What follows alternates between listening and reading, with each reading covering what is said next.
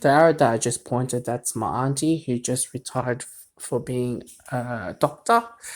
Now, the retirement age in China is between 53 to 57, and I believe she got retired between 53 to 55 years old.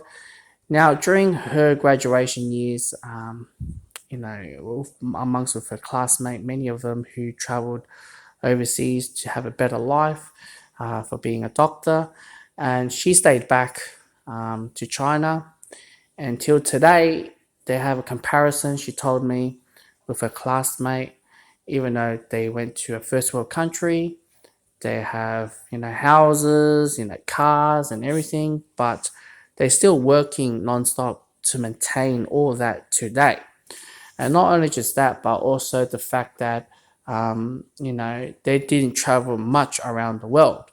Now, for her in scenario, for those who does not know about in China, traveling in China is very, very cheap with the tours and things like that, because there's a large amount of numbers of traveling out at the same time, and as well with the tourism benefits with many other countries, which they have this sort of agreement with a lot of countries, and as well the student intake, with the cheap tours, things like that.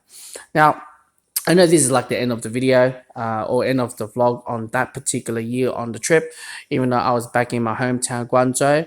However, I did went to the Beijing for like 4 or 5 days or something a bit more, even though it was included with the domestic flights, the tours, and as well hotels, and the attraction, the place that we went to is actually all included the price equivalent to 1,000 Australian dollars. Like, that's how cheap it is, just to give you guys a bit of sense of idea.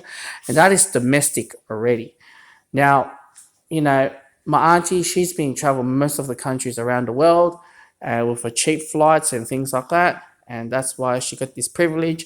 And yeah, the moral of the story is, her classmate is still working her ass off, and, still paying off whatever what they have. Her, on the other hand, she's retired and she's guaranteed with the pension, and she's living a good life basically.